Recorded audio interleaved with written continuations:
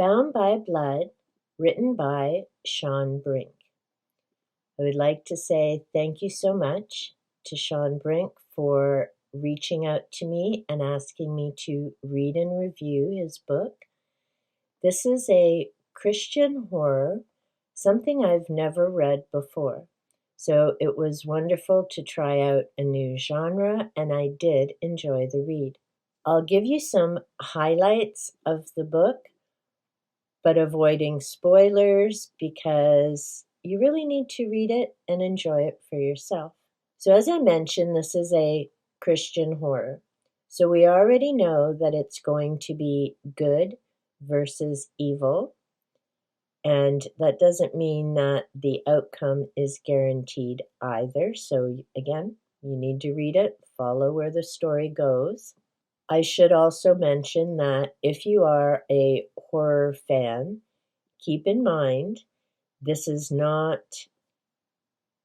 like a Stephen King gonna totally freak you out. So if you enjoy horror, but you don't want a really bad, maybe have nightmares type of scare, then I recommend Bound by Blood. I mean, there's a lot of elements to it. There's a bit of paranormal in it. And you just don't know how things are going to turn out until the very end. So if you're looking for an enjoyable little kind of scare, then this is a great book to read. If you're looking for blood, gore, and all that kind of stuff, this is not your type of read. So keep that in mind. And I personally enjoyed it because there wasn't a lot of that blood, gore, and other stuff. I mean, I've read both kinds, but I have to say, in the times right now, I enjoyed this type of a read. It had suspense. You weren't sure where it was going to go or how it was going to turn out. So it was a wonderful break. So thank you so much, Shawn, for writing this. Also, if you want to learn more about the author, Arron Hook did a wonderful live stream and interview with him. I'll leave a link to that down below. Be sure to go check that out. The story. So we have two brothers, Seth and Jason, who are identical twins. They were raised by a single mother who has issues with addictions and issues within the household. Jason leaves home before Seth and gets tangled up with a cult known as the Kinship. There are a lot of different things that happen there, and we have a leader who is named Cain. They both have their own motives and aspirations within this organization. Seth leaves home a while later, meets up with his brother, and Jason tries to pull Seth into this cult. There's a prophecy at play, and things just do not go very well from that point. Seth makes a decision, which means the prophecy is not fulfilled, and he's able to make some big changes in his life. He settles down, gets married. Jason, on the other hand, remains within the cult. Things are really not going well there, and he is just seething with more and more anger. So the story is about how these two brothers come from the same environment, but make some very different choices. We have a prophecy that is at play, and I mean, if you've ever read about Quetzalcoatl and what happened to the Mayans, there are other prophecies out there that have led to some very dangerous and poor choices. So we have that going on. In the story, we also have a small community church. They meet in front of a building. They don't have a huge building. It's a small, connected group of people. One of the characters is Jasmine. She's an older woman, And she very much reminded me of Mother Abigail from The Stand. She is the voice of reason. She is the strength and helps keep all of these people together. Our pastor in this case, and again, it wouldn't be that unusual to see there's that shaken faith. And again, I'm going back to King here with the revival. We have a leader of a congregation who has experienced something horrific. Different events happen. And so in our story, our pastor is misled on false hope.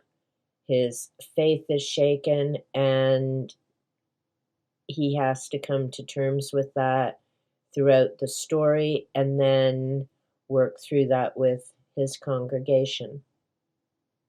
So there are a lot of important points that come up in this book. We have the relationship of the brothers. The mother comes into the story, so repairing that situation. We have the congregation, who may be small but prove to be the biggest source of support and comfort. And I think that's an important message, particularly now when people are feeling very stressed, overwhelmed, perhaps hopeless and frustrated. It's very important to make those connections. Build your support group and remember to keep checking in with each other, and know that it doesn't have to be a big, massive movement to make a difference. It can be a small collective, all unified together. I do recommend reading Bound by Blood. I love the cover. I received an ebook, so I looked it up on Amazon. That, by the way, was another new experience for me, as I don't typically read ebooks. So it was a new adventure, both in terms of discovering Christian horror and reading an ebook. I highly recommend giving it a try. The other book that I want to talk about in this video is The Demonologist. This is by Andrew Pyper, the #1 Canadian bestseller. On the front it says, "The Demonologist has all the twisting excitement of a Dan Brown novel and all the lurid, gory violence of a Stieg Larsson." Now, remember I said in Bound by Blood, there wasn't all that gruesome violence. I mean, we have a few fight scenes, but definitely not gory. Thank goodness. The Demonologist, on the other hand, does definitely have some gory, descriptive violence. Now, here's the interesting thing. I read this book before. I didn't remember the title or, sadly, the author until I was about 5 pages in.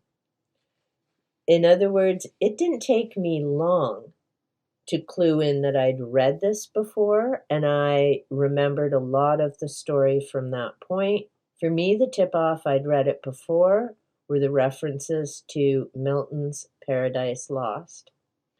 So we have David Allman, our main character. He's a professor at Cornell, had been born in Canada, moved to the United States. He's a demonologist and specialist with mythology. An individual approaches him, offers him a lot of money, and they want him to do a particular story and help out with a case. In the midst of this, he is having marital difficulties. His wife is having an affair with one of his coworkers. The wife decides she's going to leave, and she does, and leaves their daughter Tess with him. Tess and her father have a special bond. The mother has issues with that. She's never quite bonded with her daughter in the same way, and it's the father who does a lot of the caregiving. So as the wife is leaving the family home, David is given this opportunity to go to Venice. He decides it would be a good time for he and his daughter to travel and have a bit of fun and a distraction from the different things happening. David also has a friend by the name of Elaine O'Brien. You'd think that character would have stuck out, but nope, didn't remember. I did once I read the name, and David and Elaine meeting at a favorite location to share drinks and conversation. They're very good friends. They've been friends for a long time. She's his main support system. So those are our three main characters are David, his daughter Tess, and his friend Elaine. When he gets to Venice, things start to go not well very quickly, and he begins to realize that perhaps coming to Venice was not a good idea, and as he's preparing to leave, his daughter disappears. So the race is on to try and find her. We have, as the name would imply, a demon involved in the story who is wanting David to do a certain thing for him. David, of course, is not interested in working for a demon or doing one any favors, but he desperately wants to find his daughter. She's left behind a journal that he can thankfully use for clues, has to travel all over, including back to his home and revisiting the tragedy of his brother's death, where he learns that things were not as he originally thought at the time. If you don't mind the blood and gore, it is a good read. Like I say, I'm not sure why it popped out of my head whenever I read it several years ago. It is a story like The Omen that I did enjoy revisiting. It keeps you going. To me, the characters are well written and their responses to the situations they find themselves in do tend to make a lot of sense. I always find it interesting that so many of us can read the same book and yet come away with such different impressions and ideas about it, whether it's about the characters, how the book was written, how things play out. And I always enjoy hearing other people's viewpoints about things that I've read as well, because I always learn something new. Hope you enjoyed the video. Remember, if you're still here, give me a thumbs up, give me a stack of books, and until next time, take good care.